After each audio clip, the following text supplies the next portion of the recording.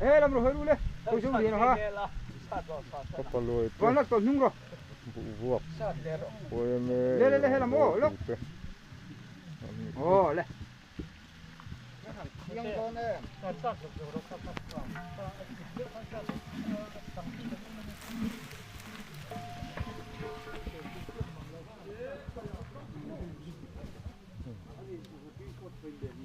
không lên mà đây đồ ăn nồng lệ thì sâu hơn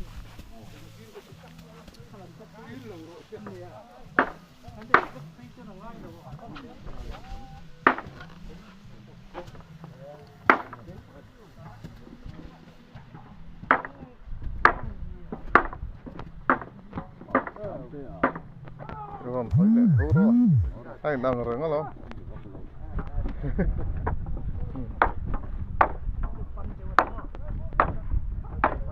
Ôi hiền mì